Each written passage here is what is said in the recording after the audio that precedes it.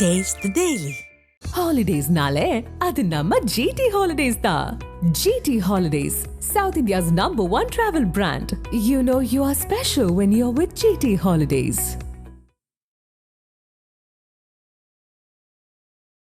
இது அனுராக் குமாரசானேக்கா தேர்தல் காலத்தில் அவற்றை பேச்சு எப்படி இருந்தேன்னா தான் பயங்கரவாத தடை சட்டத்தை நீக்குவேன் சொல்லி முழுமையா. ஆனா இன்றைக்கு பயங்கரவாத தடை சட்டம் நீக்கப்படாதட்டும், ஆனா அதை யாரையும் பழிவாங்காம பார்த்து கொள்வோம் என்று சொல்லி நாங்கள் போட்டோ எடுக்கையில செல்விதான் எடுத்த கதையில ஒரு ரெட்டை விடம் போடுறாங்க. அப்ப இவங்க தேர்தல் காலத்துக்கு முதல் ஒரு கதை விடுவாங்க. இவங்களை பொறுத்தவரை இலங்கையினுடைய ஆட்சியாளர்கள் எல்லாருக்குமே தமிழ் மக்களை ஒடுக்கிறதுக்கு அல்ல அடக்குறதுக்கு இந்த ஒடுக்குமுறை சட்டங்கள், பயங்கரவாத தடை சட்டம், அவசர கால சட்டம் எல்லாம் இவங்களுக்கு ஒரு ஆயுதம். இவங்களால அது இல்லாட்டி இவங்களோட கை நடுங்கும். ஒரு சிங்கள தேச கட்சியினுடைய தலைவரும் அந்த கட்சியினுடைய பொதுச் செயலாளரும் தமிழர்களுக்கு அரசியல் தீர்வு தரமாட்டோம் என்று சொன்ன பிறகு அனுராவனுடைய கூட்டத்தில் சூடு சுரண மானமுள்ள ஒரு தமிழன் போகமாட்டான். அந்த நாஞ்சபுரம் அந்த சூடு சுரணை இல்லாத ஆக்கள் ஒரு 2000 பேரா இருக்கும். மிச்சம் 5000 பேர் அவையில் கொழும்பில தென்பகுதி சிங்கள பகுதியிலிருந்து ஏற்றி கிடந்தவை காசு கொடுக்கும். அந்த மக்களை நோக்கி நான் உங்களின் ஊடாக இந்த தொலைக்காட்சி ஊடாக கேட்கிறேன், ஏன் அனுராக் குமாரசானேக்கா வடக்கு கிழக்க இணைப்பேன் என்று சொன்னவரா, அல்ல அனுராக் குமாரசானேக்கா வடக்கு கிழக்கில் இருந்து ராணுவத்தை வெளியேற்றுவேன் என்று சொன்னவரா, அல்ல அனுராக் குமாரசானேக்கா அரசியல் தீர்வை வழங்குவேன் என்று சொன்னவரா, அதிகாரத்தையும் தரமாட்டேன், வடக்கு கிழக்கில் இருந்து ராணுவத்தையும் எடுக்க மாட்டேன், தான் நிலங்களை விடுவிக்கணும் என்றா ராணுவத்தோட தான் பேசணும் என்று சொல்லக்கூடிய அனுராவுக்கு வாக்களிக்க போறேன் ஒரு அவரில் ஒரு மாற்றத்தை எதிர்பார்க்கிற தமிழருக்கு தலைக்க சரக்கு இருக்கான்னு தான் நான் சொல்றேன். நீங்க தமிழ்நாட்டில் ஒரு நாடாளுமன்ற உறுப்பினர் ஒரு சட்டமன்ற உறுப்பினர் தவறு செய்தால் நீங்க கேரளாவில் இருக்கிற ஒரு ஆளை கொண்டு வந்து போட்டா வாக்களிப்பீங்களா? இல்ல. அல்ல மகாராஷ்டிராவில இருந்து கொண்டு வந்து போட்டா வாக்களிப்பீங்களா? அதே மாதிரி யாழ்ப்பாணத்திலேயோ மட்டக்களப்பிலேயோ அம்மாந்தோட்டிலோ கிளிநொச்சியிலேயோ முல்லத்தீவிலேயோ தமிழ் மக்கள் எப்படி சிங்கள கட்சிகளுக்கு வாக்களிக்கலாம்? அவங்களாரே காலங்காலமாக எங்களை இனாளிப்பு செய்கிறார்கள். ஒரு முட்டாள்தனமான சிந்தனையோட எங்களோட அடுத்த தலைமுறையில ஒரு சிலர் பின்னால போறாங்க. ஆதன் நேயர்களுக்கு அன்பு வணக்கம். இன்று நம்மோடு மனித உரிமை செயற்பாட்டாளர் திருமிகு சன் மாஸ்டர் அவர்கள் இணைந்துள்ளார். வணக்கம் சன் மாஸ்டர். வணக்கம். நல்லா இருக்கீங்களா? இருக்கிறோம். குறிப்பாக இலங்கையில் நாடாளுமன்ற தேர்தல் நடக்க போகுது. அனுரகுமார திசாநாயக்கா ஜனாதிபதியாக வந்த பிறகு நாடாளுமன்றத்தை கலைத்து விட்டு ஒரு 2 மாதங்களுக்குள்ளாகவே நாடாளுமன்றத்துக்கு ஒரு தேர்தல் என்பது நடக்க போகுது. நாளைக்கு தேர்தல் நடக்க போகுது. இலங்கையை பொறுத்த வரைக்கும் களச்சூழல் என்னவா இருக்கு? குறிப்பாக நாடாளுமன்றத்தை அனுரா கைப்பற்றுவாரா? அவர் கைப்பற்றுவாரான்றது பெரிய கேள்விக்குறியாத்தான் இருக்கு. ஏனென்றால் அவைகளின் பேச்சிலிருந்தே அந்த சந்தேகம் வெளியில் வந்திருக்குது. கடந்த 2 மாதத்துக்கு முன்னர் ஜனாதிபதியாக அவர் தெரிவு செய்யப்பட்ட பிறகு உடனடியாகவே இலங்கையினுடைய நாடாளுமன்றத்தை கலைச்சு அடுத்த நாடாளுமன்ற தேர்தலுக்கு வரைக்கும் அவையிட்ட இருந்த நம்பிக்கை என்பது முழுமையாக தாங்கள் இந்த நாடாளுமன்றத்தை கைப்பற்றுவோம், தங்களோட தலைமையில் தான் அந்த ஆட்சி அமையும், எந்த ஒரு கட்சிகளுடைய ஆதரவும் தேவையில்லை என்ற இருமாப்போடு தான் அவர்கள் கருத்துக்களை கூறிக்கொண்டு வந்தார்கள். உடனடியாக ஒரு மக்கள் மத்தியில் ஒரு மாற்றம் என்ற பிம்பத்தோடு வந்தாலும் தமிழ் மக்களை பொறுத்தவரை நாங்கள் அதை மாற்றமாக உணரே இல்லை. நாங்கள் ஏற்கனவே உங்களோட தொலைக்காட்சியில் பதிவு செய்திருக்கிறேன். அந்த மாற்றம் என்றது சிங்கள தேசத்துக்கான மாற்றமாக இருக்கலாம். சிங்கள தேசம் தன்னுடைய ஆட்சி பீடத்தில் இருந்து ஒரு சிங்களவரை அகற்றி போட்டு இன்னும் ஒரு சிங்களவரை கொண்டு வந்திருக்குது. அந்த கதிரையில் இருந்து ஆள் மாறி இருக்கக்கூடிய இளைஞனுடைய அடிப்படை அமைப்பு மாற இல்லை, அல்ல அவர்களுடைய அடிப்படை சித்தாந்தம் என்றது மாற இல்லை. அப்போ எங்களை பொறுத்தவரை சிங்கள தேசத்தில் ஏற்படுற ஆள் மாற்றம் என்றது தமிழ் மக்களுக்கு எந்த விதத்திலும் எந்த பயனையும் தரப்போற இல்லை. தமிழ் மக்கள் என்னதான் எதிர்பார்க்குறீங்க?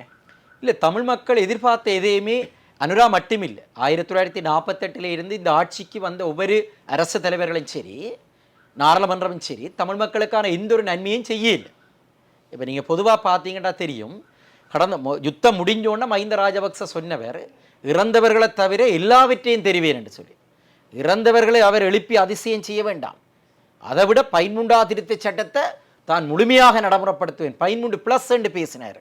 ஆனால் யாருமே, அது அனுராவா இருக்கலாம், ரணிலா இருக்கலாம், சிறிசேனாவா இருக்கலாம், சஜித்தா இருக்கலாம், ஏன் எந்த ஒரு சிங்கள தலைவர்களுக்குள்ளேயும் எங்களுக்கான நீதியை நாங்கள் தேடியில்லை.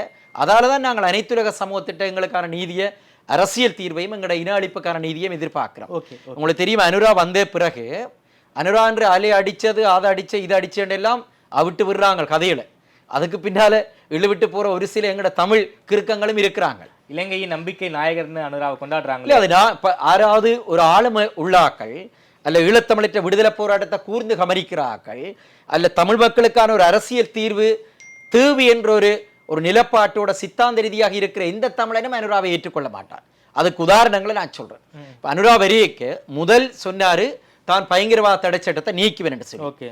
இலங்கையினுடைய கொடூரமான சட்டமாக இருக்கக்கூடிய அதாவது ஒரு விடுதலைக்காக போராடுற தமிழ் மக்களை ஒடுக்கிறதுல மிகப்பெரிய பங்கு வைத்தது இலங்கையினுடைய நாடாளுமன்றத்தில் உருவாக்கப்பட்ட பயங்கரவாத தடை சட்டம். ஜெயாற்ற காலத்தில் கொண்டுவரப்பட்டது 1979ஆம் ஆண்டு. அந்த 1979ஆம் ஆண்டு கொண்டுவரப்பட்ட அந்த சட்டம் 82, 83 எல்லாம் கடுமையாக தமிழர்களை இன அழிப்பு செய்யறதுக்கு பயன்படுத்தப்பட்டது. அதுல உண்மையில 87ஆம் ஆண்டு 88, 89 காலப்பகுதியில இதே அனுரா குமார சாயநாயக்கா தலைமையிலான JVPM ஒடுக்கிறதுக்கு அந்த சட்டத்தை அப்ப இருந்த சிங்கள ஆட்சியாளர்கள் பயன்படுத்தினார்கள். உண்மையில இப்ப அமைச்சரவையினுடைய பேச்சாளராக இருக்கக்கூடிய விஜித கேரத், இந்த இவருடைய வலதுகரமாக இருக்கக்கூடிய அனுராவின் அவர் கடந்த 2 வருடத்துக்கு முன்னுக்கு நாடாளுமன்றத்தில் பேசினாரு. எங்களோட உண்ணாவிரதம் இருந்து வீரச்சாவடைஞ்ச லெப்டினன்ட் கர்னல் திலீபண்ணாவை மேற்கோள் காட்டியே இந்த அனுரா குமார சாயநாயக்கனுடைய வலதுகரமாக இருக்கக்கூடிய இப்ப அமைச்சரவை பேச்சாளராக இருக்கக்கூடிய விஜித கேரத் அவர்கள் 2 வருடத்துக்கு முன்னுக்கு நாடாளுமன்றத்திலே சொல்லியிருந்தாரு. அதாவது திலீபன் எப்படி இந்த பயங்கரவாத தடை சட்டமானது தமிழ் மக்களை ஒடுக்கிச்சோ அதே போல ஒரு காலத்தில் சிங்களவர்களை ஒடுக்கும் என்று சொல்லி அவர் மேற்கோள் காட்டி பேசினதை அடிப்படையாக வச்சு இப்ப சிங்களவர்களையும் இது ஒடுக்குதென்ற தொனிப்படையில விஜித கேரத் அவர்கள் பேசியிருந்தார். ஆனா இதே அனுரா குமார சாயநாயக்கா தேர்தல் காலத்தில் தேர்தலுக்கு முதல் அவற்றை பேச்சு எப்படி இருந்தேன்னா தான் பயங்கரவாத தடை சட்டத்தை நீக்குவேன் என்று சொல்லி முழுமையாக. ஆனா இன்றைக்கு பயங்கரவாத தடை சட்டம் நீக்கப்படாதண்டும் ஆனா அதை யாரையும் பழிவாங்காம பார்த்து கொள்வோம் என்று சொல்லி நாங்கள் போட்டோ எடுக்கையில் செல்விதான் எடுத்த கதையில் ஒரு ரெட்டை விடம் போடுறார்கள். அப்ப இவங்க தேர்தல் காலத்துக்கு முதல் ஒரு கதை விடுவாங்க. இவங்களை பொறுத்தவரை இலங்கையினுடைய ஆட்சியாளர்கள் எல்லாருக்குமே தமிழ் மக்களை ஒடுக்கிறதுக்கு அல்ல அடக்கிறதுக்கு இந்த ஒடுக்குமுறை சட்டங்கள் பயங்கரவாத தடை சட்டம் அவசர கால சட்டம் எல்லாம் இவங்களுக்கு ஒரு ஆயுதம். இவங்களால அது இல்லாட்டி இவங்களோட கை நடுங்கும். நீங்க சொன்னீங்க அனுராவை தமிழர்கள் ஒருபோதும் ஏற்க மாட்டார்கள்னு சொன்னீங்க. அனுரா யாழ்ப்பாணத்துக்கு பிரச்சாரத்துக்கு வந்திருக்காரு. கிட்டத்தட்ட ஆயிரக்கணக்கான தமிழ் மக்கள் அனுரா பிரச்சாரத்துக்கு போயிருக்காங்களே, அப்படின்னா தமிழர்கள் மத்தியில அனுராவுக்கு ஒரு மிகப்பெரிய செல்வாக்கு இருக்கு போல இருக்கே மாஸ்டர். இல்லை அப்படி இல்லை. உங்களுக்கு தெரியும் 2009க்கு பிறகு வடக்கு கிழக்க முழுமையாக ஒரு கலாச்சார யுத்தத்துக்குள்ள வச்சிருக்கணும்ன்றதான் இலங்கை அரசாங்கத்தினுடைய நீண்ட கால திட்டம். அதாவது எங்களோட தேசிய தலைவர் போன்ற ஒருவர் அந்த மண்ணிலிருந்து வரக்கூடாண்டா அடிப்படையில் அதனுடைய கட்டமைப்பை சிதைக்கணும். ஒரு இனத்தை அழிக்கணும்ன்றா அதனுடைய பண்பாட்டு கூறுகளை இலக்கு வைக்கணும். அப்ப முழுமையாக இன்றைய தமிழர் தாயகத்தில் போதைப் பொருளை கொண்டு போனதுல இலங்கை அரசாங்கத்தினுடைய முப்படையும் அதில் ஆதரவாக இருக்குது. இது பகிரங்கமாக எங்கட தலைவர்களை சொல்ற ஒரு குற்றச்சாட்டு. அப்ப இன்றைய போதையில மிதக்கிற தேசமாக உண்மையில யாழ்ப்பாணம் என்றது மாற்றப்பட்டிருக்கு. இலங்கை தீவில போதையில மிதக்குதா? இலங்கையிலேயே கூடுதலான போதைப் பொருள் பாவனம், ஐஸ் போதைப் பொருள் தொடக்கம் கடுமையான இந்த கேரளா கஞ்சா அது இதுன்னு சொல்லி எல்லா போதைப் பொருளும் அன்றைக்கு அங்க தாராளமாக சுதந்திரமாக விற்கப்படுது. அப்ப இன்றைக்கு உங்களுக்கு தெரியும் பார்த்தால் இலங்கையில் உள்ள 26 மாவட்டத்தில் கூடுதலாக போதைப்பொருள் பாவிக்கிற மாவட்டமாக யாழ்ப்பாணம் தான் இருக்குது. அந்த மோதையில மிதக்கக்கூடிய சில இளைஞர்களும் சில வயது வந்தவர்கள் கூட இருக்கிறார்கள். அவர்கள் இந்த ஆருக்கு பின்னாலேயும் போத்தியார். புரியுதா உங்களுக்கு? எங்கட மக்கள் உண்மையில முழுமையாக எல்லா மக்களும் அறத்தோடு இருந்தால் எங்கட விடுதலை உடனே சாத்தியம். ஆனா வடக்கு கிழக்கில் இருக்கிற எங்கட 24 லட்சம் மக்கள் ஒரு சில சதவீதத்தினர் இன்றைக்கு அரசாங்கத்தின் பக்கம் போய் நிற்கிறார்கள். அவர்கள் என்னென்று சொல்றது, இந்த என்னென்னு சொல்றது, நான் எலும்பை தூக்கி போட்டா பின்னால வார மாதிரி சிங்கள தலைவர்களை பின்னால இழுவிண்டினம். இது இன்றைக்கு நேற்றைக்கு இல்லை. எங்களோட ஆயுத போராட்டம் நடந்த காலப்பகுதியிலையும் ஒரு சில மக்கள் அங்கால நின்றவர்கள். இதுதான் வரலாறு. நீங்க தமிழக உரிமை என்று சொல்லி நிலப்பாட்டோட தமிழ்நாட்டில் நீங்கள் போராட்டம் செய்தாலும் அதுக்கு ஒரு சிலர் எதிராக இருக்கிற மாதிரி தான் இலங்கை தீவிலையும் தமிழ் மக்களுடைய போராட்டத்துக்கு எதிராக இருந்த தமிழ் மக்களும் இருக்கிறார்கள். அது அரசியல் தலைவர்களும் இருக்கிறார்கள். இப்ப டக்ளஸ் தேவானந்தவா இருக்கலாம், பிள்ளையானா இருக்கலாம், கருணாவா இருக்கலாம், அதே போலதான் நீலந்திரிச்செல்வமா இருக்கலாம், இன்றைய சுமந்திரனா இருக்கலாம். அதே போலதான் ஒரு சிறு மக்கள் கூட்டம் இருக்கிறார்கள். அந்த மக்கள் கூட்டம் தான் இப்ப 10ஆம் தேதி நீங்க சொல்றீங்கள் பிரச்சாரத்துக்காக அனுரா போயிருக்க அந்த வந்த கூட்டம் ஒரு அரசியல் மயப்படுத்தப்படாம தமிழர்களுடைய இனப்பிரச்சனை பற்றி போதிய புரிதல் இல்லாமல் ஒரு 500 ரூபாய் 1000 ரூபாய் 2000 ரூபாய் தூக்கி போட்டா வரக்கூடிய மக்கள் தான் அதுல 2000 3000 பேர் வந்தது. உண்மையான ஒரு அரசியல் புரிதல் உள்ள மக்கள் அனுராவினுடைய கூட்டத்துக்கு வரமாட்டார்கள். ஏன்? அனுரா குமார சாயநாயக்கனுடைய கட்சியினுடைய பொதுச் செயலாளர் ஒரு 2 வாரத்துக்கு முன்னர் அவர் பகிரங்கமாக சொல்றாரு, தமிழ் மக்களுக்கான அதிகார பயிர்வு அவைக்கு தேவையில்லை, தமிழ் மக்களுக்கு அதிகார பயிர்வு தேவையில்லை, தாங்கள் அதிகார பயிர்வை கொடுக்க மாட்டோம், அவைகளுக்கு 13ஆம் திருத்த சட்டம் தேவையில்லை, அதிகார பகிர்வும் தேவையில்லை, சமஷ்டியும் தேவையில்லை, எந்த ஒரு அரசியல் தீர்வும் தேவையில்லை, அவைகளுக்கு இருக்கிற பொருளாதார பிரச்சனை என்ற கண்ணோட்டத்தோடு அவர் பேசுறாரு. அதுக்கு பிறகும் மானமுள்ள ஒரு தமிழன் போக மாட்டான் தானே. 50,000க்கு மேற்பட்ட மாவீரர்களை நாங்கள் இழந்திருக்கிறோம். பல்லாயிரக்கணக்கான வீடுகள் எங்கட தரமட்டமாக்கப்பட்டிருக்கு, பல நூறு எங்கட கோயில்கள் ஆக்கிரமிக்கப்பட்டிருக்கு, இந்து கோயில்கள் சைவ கோயில்கள் எல்லாம். இவ்வளவு இழப்புகளுக்கு பின்னுக்கும் ஒரு கொடுக்கக்கூடாத எல்லா விலையும் கொடுத்த ஒரு விடுதலை போராட்டத்தில் வந்து ஒரு சிங்கள தேச கட்சியினுடைய தலைவரும் அந்த கட்சியினுடைய பொதுச் செயலாளரும் தமிழர்களுக்கு அரசியல் தீர்வு தரமாட்டோம் என்று சொன்ன பிறகும் அனுராவனுடைய கூட்டத்தில் சூடு சுரண மானமுள்ள ஒரு தமிழன் போக மாட்டான் தானே. அப்போ சூடு சுரண மானம் இல்லாத கொஞ்சம் பேர் இருக்கணும். அது இப்போ 7 லட்சம் தமிழர்கள் யாழ்ப்பாணத்தில் இருக்கணும் என்றால் அந்த நான் சொல்கிற அந்த சூடு சுரணை இல்லாத ஆக்கள் ஒரு 2000 பேராக இருக்கும். மிச்சம் 5000 பேர் அவையில் கொழும்பில் தென்பகுதி சிங்கள பகுதியிலிருந்து ஏற்றி கிடந்தவை காசு கொடுத்து. அதுக்கான ஆதாரங்களை எல்லாம் ஒரு முன்னாள் நாடாளுமன்ற உறுப்பினர் ஒலி வடிவத்தில் அது காசு கொடுத்து தான் அதை ஏற்றிக்கேண்டு வந்தேன்னு சொல்லி பகிரங்கப்படுத்தி இருக்கு. ஓகே, உண்மையில எங்கட விடுதலை போராட்டத்தில் இதயத்தால மனச்சாட்சியோடு இருக்கிற மக்கள் ஜேவிபிக்கு பின்னுக்கு போக மாட்டார்கள். ஏனடா ஜேவிபியுடைய கடந்த கால வரலாறு முழுமையாக எங்கட மக்களுக்கு தெரியும். ஓகே, ஜேவிபி சொன்னாங்க நாங்கள் வந்து ஒரு தனிப்பெரும்பான்மை ஆட்சி அமைப்போம்னு சொன்னாங்க. ஆனால் நாட்கள் போக போக போக தேசிய மக்கள் சக்தி ஆட்சி அமைக்கும் நிலைக்கு வந்து அனுராவே பேசியிருக்காரு. இந்த மனநிலை மாற்றத்திற்கு என்ன காரணம்? கொஞ்சம் வீக்காக தான் இருக்காங்களா அனுராவுடைய கட்சி? உண்மைதான், கழுத தேஞ்சு கட்டெரும்பாக வந்த கதை மாதிரி. இப்போ நீங்க தமிழற்ற அரசியல் தீர்வு விடயத்தில் பாருங்க, தமிழர்களுக்கு அதிகார பயிர்வில்லைன்னு சொல்லிட்டேன், வெளிப்படையாக அனுரா குமாரசாமியாக சொல்லிட்டாரு. சரி, இன அழிப்புக்கான நீதிக்கான விஷயத்தில் பாருங்க, இப்போ ஐநாவில் இப்போ ஒரு தீர்மானம் உண்டு, வாக்கெடுப்பு இல்லாமலே ஒரு சின்ன, அதில் பெருசாக எங்களுக்கு ஆதரவான இந்த நிலப்பாடும் இல்லை, ஒரு இலங்கை மீது எந்த ஒரு அழுத்தமும் பிரயோகிக்காத ஒரு குறைந்தபட்ச தீர்மானம் உண்டு கடந்த மாதம் நிறைவேற்றப்பட்டது இந்த செப்டம்பர் கூட்டத்தொடரில். ஆனால் அந்த தீர்மானத்தை தாங்கள் ஏற்றுக்கொள்ளப் போவதில்லை, நடைமுறைப்படுத்த போவதில்லைன்னு முழுமையாக மஹிந்த ராஜபக்ச போலவே அல்லது ரணில் விக்ரமசிங்க போலவே சிறிசேனா போலவே கோத்தபாய போலவே அனுராவை நிராகரிச்சிட்டார். அப்போ எங்களுடைய இன அழிப்புக்கான நீதியை நிராகரிக்கிறாரு, எங்களுக்கு அதிகார பயிர் அரசியல் தீர்வும் இல்லை என்றாரு. அப்போ எங்களோட நிலப்பாடே 2 தான் இருக்கும். நாங்களோட வீதி போக்குவரத்துக்காகவும் ஊழலற்ற ஆட்சியை உருவாக்குறதுக்கு நாங்கள் போராட இல்லத்தாரே. இப்போ எங்களோட தமிழ் மக்கள்லேயே ஒரு சில இளைஞர்கள் அவர் ஊழலற்ற நாயகனாக பார்க்கணும், இலங்கைத்தீவில் ஊழலை அகற்றணும், அல்ல இலங்கைத்தீவில் ரோட்டுகளை போடணும், அல்ல வேலை வாய்ப்புக்காக நாங்கள் 50,000 மாவீரர்களை இலக்கையில்தானே. நாங்கள் காலங்காலமாக ஸ்ரீலங்கா சுதந்திரம் அடைஞ்ச காலத்திலிருந்து ஒரு ஒடுக்குமுறையை சந்திச்சு இன அழிப்பை சந்திச்சதுக்காகத்தான் மீண்டும் ஒரு இன அழிப்பை நடக்காத வகையில் நாங்கள் ஒரு அரசியல் தீர்வுக்காக போராடிக்கின்றிருக்கோம் சர்வதேச சமூகத்திட்ட. ஆகவே இந்த ரெண்டுமே எங்களுக்கான அரசியல் தீர்வும் இல்லை, இன அழிப்புக்கான நீதியும் இல்லை என்ற ஒரு கட்சிக்கு பின்னால நாங்கள் எப்படி போயிடும்? அதே நேரத்தில் அங்க ஒரு அலையும் இல்லை, ஒரு அலையும் இல்லை. சிங்கள மக்கள் மத்தியிலேயே இப்ப ஜேவிபிக்கான ஆதரவு வட்டம் குறைஞ்சிட்டு போறதாத்தான் புள்ளியரங்கள் சொல்லுது. அனுரா வந்தோடனே முட்டையை 20 ரூபான்ட்டாரு, 50 ரூபா போன முட்டை அனுரா வந்தோடனே 20 ரூபா, இப்ப பழையபடி 45 ரூபாய்க்கு வந்துட்டுது. பெட்ரோல் விலையை குறைப்பேன்றாரு, குறைக்க இல்லை, அவங்களை எதையுமே செய்ய இல்லைங்க. இப்ப நாடாளுமன்றம் வந்துதான் அவர்கள் செய்யணுமா? இலங்கையினுடைய ஜனாதிபதி என்றது ஆணை பெண்ணாக்க இயலாது, பெண்ணை ஆணாக்க இயலாது, அவ்வளவு சர்வ வல்லமா அந்த ஆசனத்துக்கு இருக்குது. அப்ப ஜனாதிபதிக்கு இருக்கிற அதிகாரத்தை வச்சுண்டு அவர் பயங்கரவாத இடத்திட்டத்தை நீக்கிறவரா அல்ல விலைகளை குறைச்சவரா? அவர் எதைத்தான் செய்தார்? ஒன்றுமே செய்ய இல்லை. சிங்களர்கள் மத்தியில் அனுராவுக்குமே ஒரு நம்பிக்கை இல்லைன்னு சொல்ல வரீங்களா? என்ன பொறுத்தவரை இது கூழ்முட்டை கதை மாதிரி தான், வீக்கம் வளர்ச்சி இல்லை, அதெல்லாம் ஒரு மாயைங்க, ஒரு கற்பனைவாதம் தான்.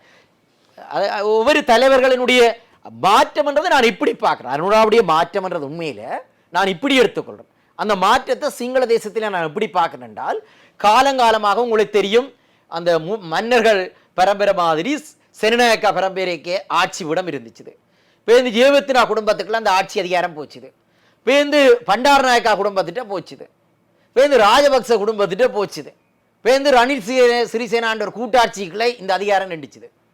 இந்த நிலையிலிருந்து ஒரு இடதுசாரி முகமாக தங்களை கற்பனை செய்யக்கூடிய, சித்தரிக்கக்கூடிய ஒரு முகத்தோட வரக்கூடிய, உண்மையிலே ஒரு கிராமப்புறத்திலிருந்து மிகவும் ஒரு வர்மக்கோட்டுக்கு இருந்து ஒரு மிகவும் ஒரு பின்தங்கிய ஒரு பொருளாதார பின்னணியிலிருந்து வந்த ஒரு அனுராவை ஒரு மாற்றமாக சிங்கள மக்கள் பார்த்துறது யதார்த்தம்.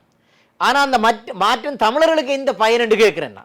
இப்ப அனுராவுக்கு பின்னால் ஒரு தமிழன் என்ன பொறுத்தவரை யாழ்ப்பாணத்தில் கடந்த தேர்தலில் 25,000 பேர் வாக்களிச்சவர்கள்.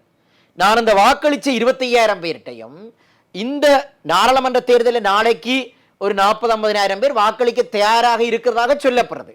அந்த மக்களை நோக்கி நான் உங்களின் ஊடாக இந்த தொலைக்காட்சியூடாக கேட்கிறேன், ஏன் அனுரா குமாரசானேக்கா வடக்கு கிழக்க இணைப்பேன் என்று சொன்னவரா, அல்ல அனுரா குமாரசானேக்கா வடக்கு கிழக்கிலிருந்து ராணுவத்தை வெளியேற்றுவேன் என்று சொன்னவரா, அல்ல அனுரா குமாரசானேக்கா அரசியல் தீர்வை வழங்குவேன் என்று சொன்னவரா?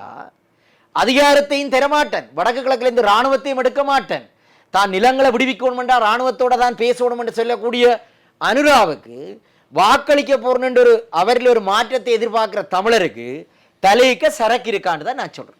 ஓகே, அப்படின்னா அனுராவுக்கு சிங்களர்கள் மத்தியில் ஆதரவு இல்லைங்கிறீங்க, தமிழர்கள் மத்தியிலும் ஆதரவு இல்லைங்கிறீங்க. அனுரா வந்து முழுமையாக என்று சொல்லலைன்னா அந்த ஆதரவலை என்றது இப்ப அவர் என்ன முழுமையாக ஒரு கடந்த ஜனாதிபதி தேர்தலில் இளைஞருடைய வரலாற்றில் 50% மேற்பட்ட வாக்குகள் எடுத்து தான் ஒவ்வொரு அரசு தலைவர்களும் வந்திருக்கிறார்கள். அது மஹிந்தியா இருக்கலாம், அல்லாடி சிறிசேனா இருக்கலாம், அல்லாடி கடந்த காலத்தில் கோத்தபா எல்லாமே 50% மேற்பட்ட வாக்குகளால் தான் அவைகள் சூப்பர் மெஜாரிட்டியில் வந்தவர். இவர் 42% தான் எடுத்து வந்தவர். 2வது வாக்கு சதவீதம் எண்ணுகிறத விட 50% இவரால் நெருங்கிலாம் போயிட்டது. ஆனால் அப்ப அந்த மாற்றத்தை சிங்கள இளைஞர் மத்தியில் எப்படி பார்த்ததென்றால், கடந்த போராட்டங்களோட இளைஞனுடைய இப்ப தமிழர்களும் சிலர் இப்ப ஊழலற்ற ஆட்சி அண்டினம். எங்கட இலக்கு தெரிஞ்ச தமிழனுக்கு இப்ப சிங்கள தேசத்தில் ஊழல் எங்களுக்கு பிரச்சனை.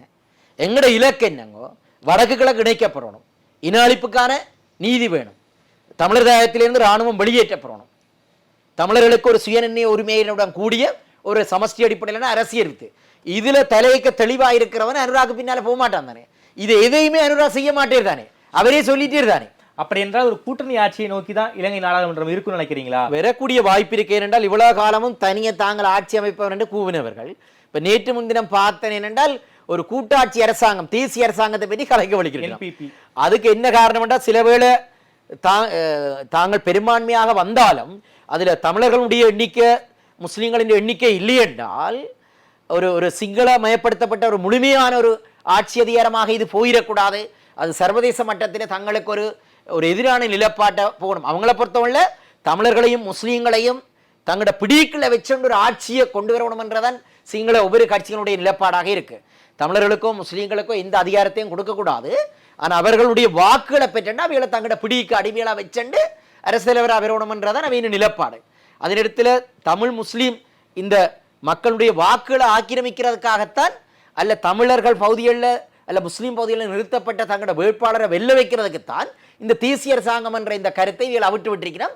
அவைகளுக்கு அவையில நம்பிக்கை இல்லை. என்ன பொறுத்தவரை ஒரு 90-100 நாராளம் இலங்கையில் 225 பேர் என்றால் உங்களுக்கு தெரியும், 196 பேர் தெரிவு செய்யப்படணும்.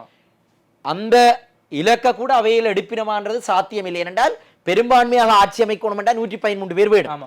ஆனால் அவர்கள் ஒரு 90 தொடக்கம் ஒரு 100 பேர் பெரிய சவாலாக இருக்கும் என்று சொல்லிடுமே. ஏனென்றால் அவர் சொன்ன எந்த விடயத்தையும் நிறைவேற்றில்லை. பொதுவாக நான் சொல்லும் தமிழற்ற பிரச்சனையில அவர் ஒன்றும் செய்ய மாட்டாரு. ஆனால் பொதுவாக இலங்கையில் அவர் சொன்ன விஷயங்கள், இப்ப விலைவாசியை குறைப்பேன் குறைக்க இல்லை, அரசியல் கைதிகளின் விடுதலை செய்வார் என்று சொன்னீர். இப்ப யாழ்ப்பாணத்தில் என்று சொல்லி நிற்கிறார். 10ஆம் தேதி 9ஆம் தேதி வவுனியாவில் கூட தாங்கள் நாடாளுமன்றத்துக்கு அதாவது அரசியல் கைதிகளை அவர் ஒரு கையெழுத்தில் விடுதலை செய்துட்டு போகலாம். அதுக்கு நாடாளுமன்ற அதிகாரம் தேவையில்லை தாரு. விலையை குறைக்கிறதுக்கு என்னத்துக்கு நாடாளுமன்ற அதிகாரம், இராணுவத்தை குறைக்கிறதுக்கு என்னத்துக்கு இராணுவத்துக்கு அதிகாரம், நாடாளுமன்றத்தின் அதிகாரம்.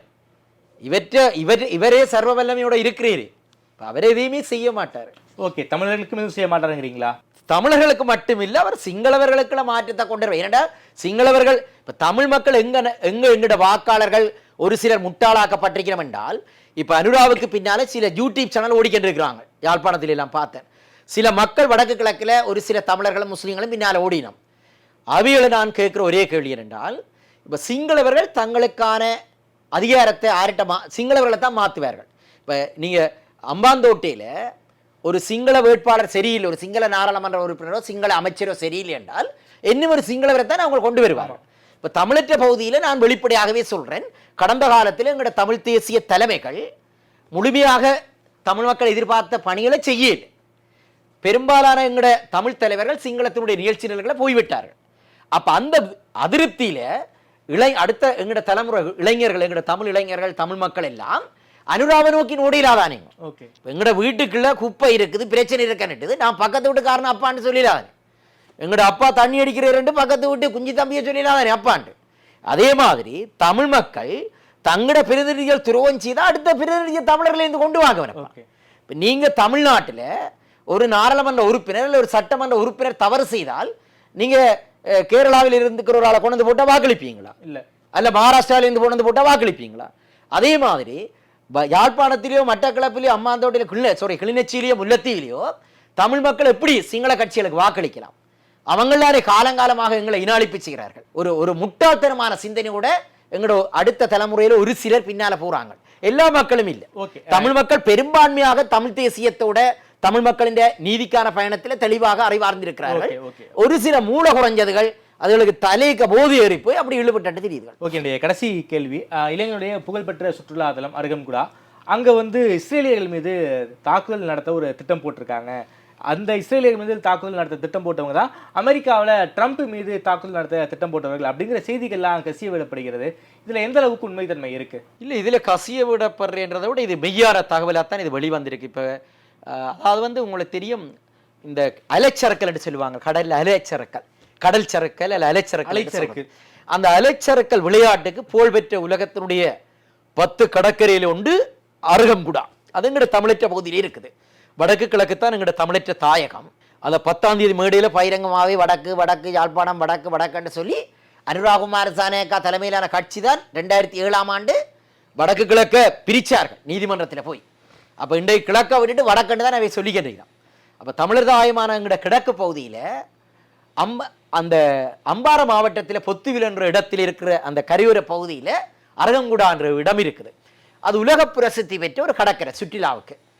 அந்த இடத்தை நீங்கள் பார்த்தா தெரியும், தமிழர்கள் காலங்காலமாக மீன் பிடிச்சென்று வரார்கள், முஸ்லீம்களும் கொஞ்சம் பேர் மீன் பிடிக்கிறார்கள். அந்த பகுதியை இப்போ இஸ்ரேலியர்கள் கடுமையாக ஊடுருவி அவர்கள் நிறைய இடங்களை ஆக்கிரமித்து சட்டவிரோதமாக உண்மையில் அவர்கள் விசா முடிஞ்சு, இப்போ நீங்கள் இஸ்ரேலியர்களாக இருக்கலாம், இஸ்ரேல் யூதர்களாக இருக்கலாம், ரஷ்ய மக்களாக இருக்கலாம், சீனர்கள் எல்லாமே இலங்கையில் விசா முடிஞ்சாலும் அவர்கள் காலங்காலமாக நிற்கிறார்கள்.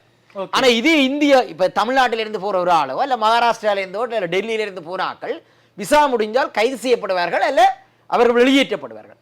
ஆனா யூதர்கள் 1000க்கும் மேற்பட்டவர்கள் அங்க நிக்கணும். இலங்கையில சீனர்கள் 50,000க்கும் மேற்பட்ட ஆக்கள் இருக்கிறார்கள், ரஷ்யர்கள் அப்படி.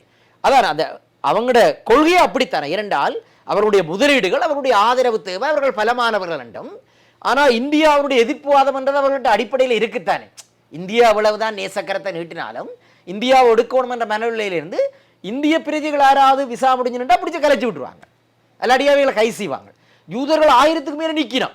நான் சொல்றேன், எங்கட அம்பார மாவட்டத்தில் அந்த பொத்துவில் அந்த கரையோர பகுதியை ஆக்கிரமிச்சுருக்கிறார். உங்களுக்கு தெரியும், இந்த வைக்கோண்ணே எல்லாம் ஒரு செடியை பிடுங்கு, வேறு என்ன செடின்னு சொல்லுவாங்க, கருவேலங்கரி. அதே மாதிரி ஒரு யூதர்கள் தெரிந்தார் ஒரு இடத்துல போய் படந்தா அவங்க விட மாட்டாங்க அந்த இடத்தை.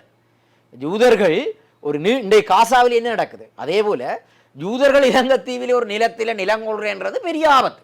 தமிழற்ற பகுதியில் தமிழர்களை கேட்டு அவங்களை எதையுமே செய்கிறீர்கள். இப்போ இன்றைக்கு புலம்பெயர்ந்த தமிழர்களை வாங்கோண்டு யாழ்ப்பாணத்தில் நின்று கூவி அழைக்கிறேன்.